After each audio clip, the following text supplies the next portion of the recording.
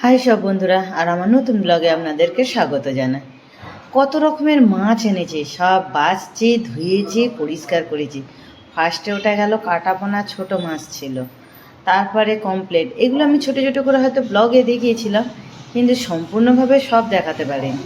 তারপর শোল মাছ ছিল, আবার এই কাঁকড়া, আর এই যে চুনো মাছ।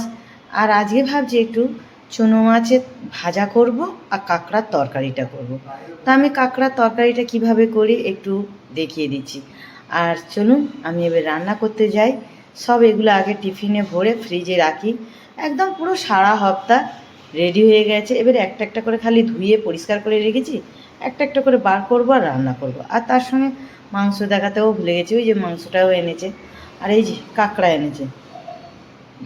কাঁকড়াগুলো দাঁড়াগুলো জানেন একটু ফাটিয়ে দিতে হয়, আমি ফাটিয়ে দিয়েছি, দিয়ে নুন একটু দিয়ে হলুদ দিয়ে একটুখানি এই যে কাঁকড়াগুলো একটু ভেজে নিচ্ছি, একদম হালকা করে ভাজবো।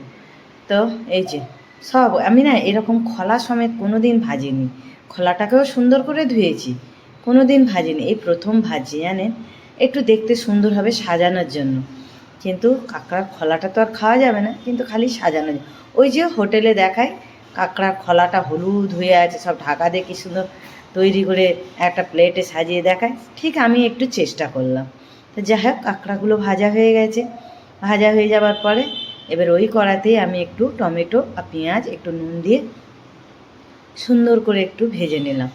ভেজে নেওয়ার পরে এবার মশলা কি, আমি একদম নর্মাল সাধারণ ঘরোয়া মশলা, একটু আদা, একটু জিরে ধনে পাউডার, লঙ্কা গুঁড়ো, তারপরে একটু গরম মশলা পাউডার, আমি এটা তো পাউডারটা ঘরেই বানাই, দিয়ে একসঙ্গে মশলাটা দিয়ে একটু ভেজে কষে নিলাম, নিয়ে একটু জল দিয়ে এই যে ফুটিয়ে নিলাম।